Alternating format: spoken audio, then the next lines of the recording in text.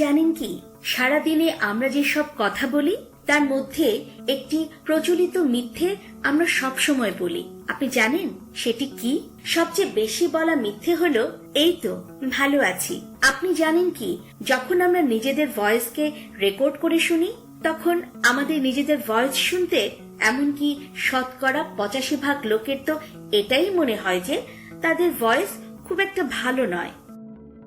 তথ্য তরণীর জ্ঞান বিজ্ঞানের রহস্যময় আর আশ্চর্যজনক আলোচনায় আজ নিয়ে এলাম চমকপ্রদ কিছু সাইকোলজিক্যাল ফ্যাক্টস বা মনস্তাত্ত্বিক সত্য নিয়ে।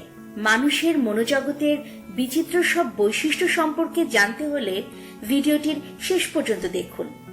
আমাদের চ্যানেলে আপনি যদি নতুন হয়ে থাকেন তাহলে অনুরোধ করব চ্যানেলটি সাবস্ক্রাইব করে বেল আইকনটি প্রেস করে রাখুন। আপনি পরবর্তী সকল চমকপ্রদ ভিডিও কন্টেন্ট আপলোড হওয়া মাত্রই নোটিফিকেশন পেয়ে যাবেন।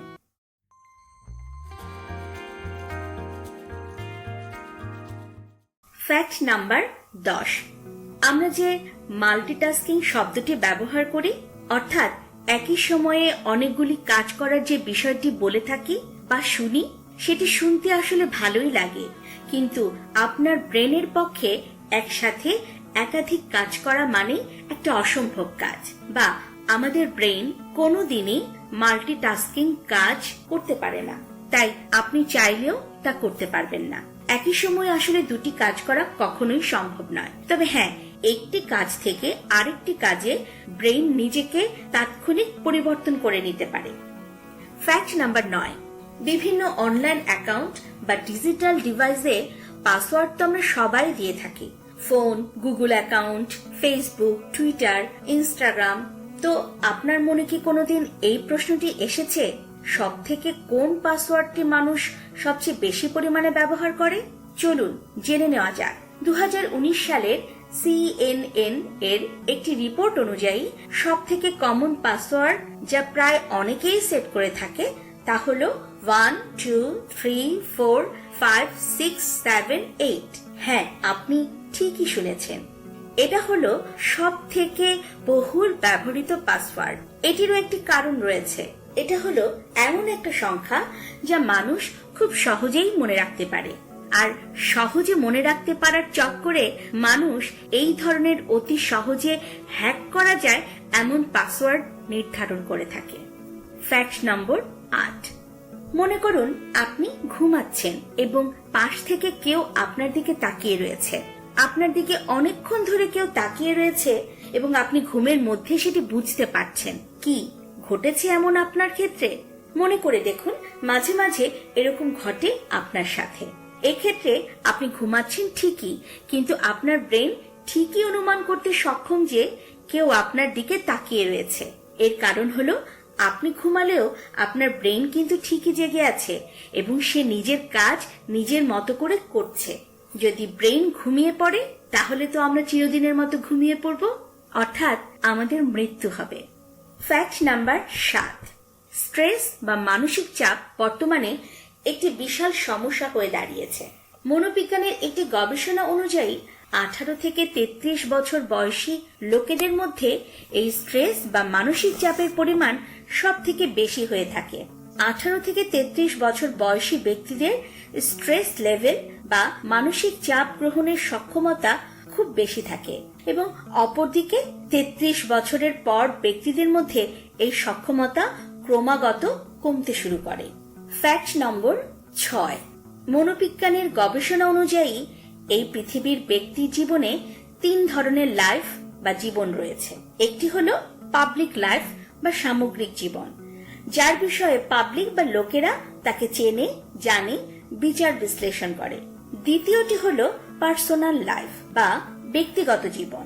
এই ক্ষেত্রে বাড়ির লোকেরা অর্থাৎ আত্মীয় স্বজন এবং কাছের মানুষগুলি তাকে জানে, চেনে এবং বিচার বিশ্লেষণ করে। তৃতীয়টি হলো সিক্রেট লাইফ বা লুকোনো জীবন। এই জীবনের বিষয়ে কোনো তথ্য, কোনো কথা কেউ জানে না, কেবলমাত্র আমরা নিজেরাই শুধু জানি। কি সত্যি বলছি না? নিশ্চয়ই নিজ অভিজ্ঞতার সঙ্গে মিলে যাচ্ছে, তাই না? Fact number 5। মনোবিজ্ঞান বলে একজন ব্যক্তির জীবনে কমপক্ষে 3টি শখ অবশ্যই থাকে।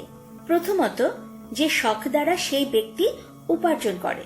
দ্বিতীয়ত, যার দ্বারা সে নিজের শরীরকে ফিট রাখতে পারে।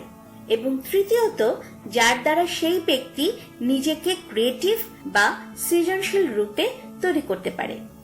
ফ্যাক্ট নম্বর 4, আমরা ঘুমানোর সময় কম বেশি সবাই নাক ডাকি। কেউ বুঝতে পারে আর কেউ পারে না। তো এই ক্ষেত্রে ফ্যাক্ট হলো এই যে, যদি আপনার সামনে কেউ ঘুমানোকালীন সময়ে নাক ডাকে, তাহলে বুঝবেন সেই সময়ে এই ব্যক্তিটি আর যাই করুক স্বপ্ন দেখছে না। গবেষণায় বলে, নাক ডাকা অবস্থায় মানুষ স্বপ্ন দেখতে পারে না। স্বপ্ন যখন দেখে তখন মানুষটি মোটামুটি নিশ্চুপ ঘুমের মধ্যে থাকে। ফ্যাক্ট নম্বর 3, স্বাভাবিকভাবেই আমরা মন্দ যে কোনো কিছুকে সবসময় মন্দ দৃষ্টিতে দেখে থাকি, তাই না? কিন্তু আপনি জানেন কি, মাঝে মধ্যে মন্দ হওয়া বা খারাপ ঘটাও আমাদের জন্য ভালো। মনোবিজ্ঞান কিন্তু এইরকমই বলে। কিভাবে?